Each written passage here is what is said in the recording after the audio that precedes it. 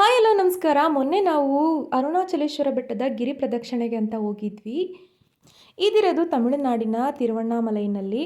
ಹುಣ್ಣಿಮೆ ವೇಳೆ ಗಿರಿ ಪ್ರದಕ್ಷಿಣೆ ಮಾಡಿದರೆ ಇಷ್ಟಾರ್ಥ ಸಿದ್ಧಿಯಾಗುತ್ತೆ ಅಂತ ನಂಬಿಕೆ. ಈ ಪ್ರದಕ್ಷಿಣೆ 14 ಕಿಲೋಮೀಟರ್ ಆಗಿದ್ದು 8 ಲಿಂಗಗಳ ದರ್ಶನವಾಗುತ್ತೆ.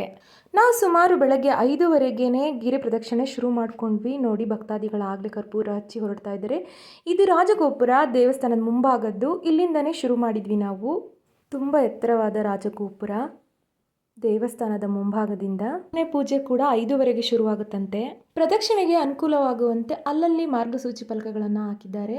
ಮೊದಲಿಗೆ ಸಿಗುತ್ತೆ ಇಂದ್ರಲಿಂಗ ದೇವಸ್ಥಾನ. ಸಾಕ್ಷಾತ್ ಇಂದ್ರ ಇದನ್ನ ಪ್ರತಿಷ್ಠಾಪನೆ ಮಾಡಿದ್ದಾರಂತೆ. ಇದನ್ನು ನೋಡೋದ್ರಿಂದ ಜೀವನದಲ್ಲಿ ಧೈರ್ಯ, ಸ್ಥೈರ್ಯ ಮತ್ತು ಶುಭ ಸಮಾರಂಭಗಳ ಆಗಮನವಾಗುತ್ತಂತೆ. ನೋಡಿ, ಜಂಗುಳಿ ಎಷ್ಟು ಕಿಕ್ಕಿರಿದಿದ್ದಾರೆ.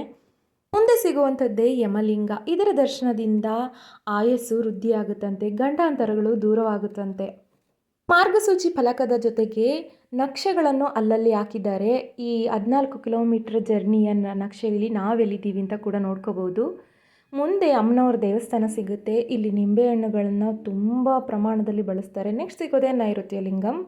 ಎಲ್ಲ ದೇವಾಲಯಗಳ ಮುಂದೆ ಮುಖಮಂಟಪವಾಗಿ ಈ ಥರ ಆರ್ಚನ್ನು ಕಟ್ಟಿರ್ತಾರೆ. ಎಲ್ಲೂ ಕ್ಯಾಮ್ರಾಗಳನ್ನ, ಮೊಬೈಲ್ಗಳನ್ನ ಅಲೋ ಇಲ್ಲ. ಆದರೂ ನಾನೊಂದು ಫೋಟೋ ತಗೊಂಬಿಟ್ಟಿದ್ದೀನಿ, ನೀವು ಕೂಡ ನೋಡ್ಕೊಂಬಿಡಿ. ನೆಕ್ಸ್ಟ್ ಮುಂದೆ ಸಾಗ್ತಾ ರಮಣ ಮಹರ್ಷಿಗಳ ಆಶ್ರಮ ಸಿಗುತ್ತೆ. ಇಲ್ಲಿಂದನೂ ಕೂಡ ಪ್ರದಕ್ಷಿಣೆ ಶುರು ಮಾಡ್ಬೋದು.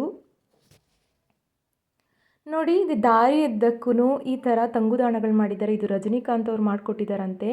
ಗಿರಿ ಪ್ರದಕ್ಷಿಣೆ ಮಾಡೋರು ವಿಶ್ರಾಂತಿ ಮಾಡಲಿ ಅಂತ. ನೋಡಿ ಜನಸಂಖ್ಯೆ ಹೇಗಿದೆ ಅಂತ. ಕಾಡಿನಲ್ಲಿ ಜಿಂಕೆಗಳು ಕಾಣಿಸ್ಕೊಂಡ್ವು. ನೋಡಿ, ಮುದ್ದಾಗಿದ್ದಾವೆ. ಇವುಗಳಿಗೆ ತೊಂದರೆ ಆಗಬಾರ್ದು ಅಂತ ಮೆಶ್ ಕೂಡ ಹಾಕಿದ್ದಾರೆ. ಜಿಂಕೆಗಳಲ್ಲದೆ ಸಾರಂಗ ಮತ್ತು ನವಿಲುಗಳು ತುಂಬ ಇದಾವಂತೆ ಇಲ್ಲಿ.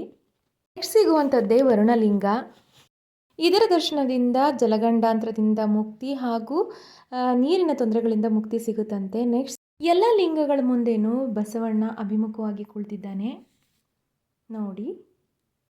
ಮುಂದೆ ಸಿಗುವಂಥದ್ದೇ ವಾಯುಲಿಂಗ. ಇದರ ದರ್ಶನದಿಂದ ಉಸಿರಾಟಕ್ಕೆ ಸಂಬಂಧಿಸಿದ ಎಲ್ಲ ತೊಂದರೆಗಳು ನಿವಾರಣೆಯಾಗುತ್ತೆ, ಮನಸ್ಸು ಸಮಾಧಾನವಾಗುತ್ತಂತೆ. ನೀವು ದರ್ಶನ ಮಾಡ್ಕೊಳ್ಳಿ. ಮುಂದೆ ಸಿಗುವಂಥದ್ದೇ ಚಂದ್ರಲಿಂಗ.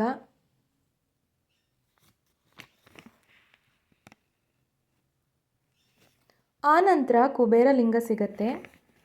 ಇದರ ದರ್ಶನದಿಂದ ಸಾಲಬಾಧೆಗೆ ಮುಕ್ತಿ ಮತ್ತು ಹಣಕಾಸಿನ ಪರಿಸ್ಥಿತಿಯಲ್ಲಿ ಸುಧಾರಣೆ ಕಾಣುತ್ತಂತೆ.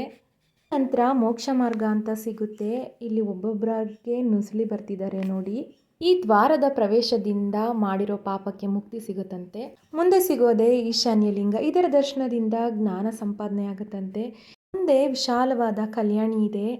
ಇದನ್ನು ದಾಟಿ 1 ಕಿಲೋಮೀಟರ್ ಹೋದರೆ ರಾಜಗೋಪುರ ಸಿಗುತ್ತೆ. ಅಂದರೆ ನಮ್ಮ ಗಿರಿ ಪ್ರದಕ್ಷಿಣೆ ಮುಗೀತು ಅಂತ. ರಾಜಗೋಪುರದ ಮುಂದಿನ ಸಭಾಂಗಣ ರಾಜಗೋಪುರ. ಹಿಂದೆ ಕಾಣ್ತಾ ಇರೋದೇ ನಾವು ಪರಿಕ್ರಮ ಮಾಡಿದಂಥ ಅರುಣಾಚಲೇಶ್ವರ ಗಿರಿ. ಎಲ್ರಿಗೂ ಒಳ್ಳೆಯದಾಗಲಿ. Thank you.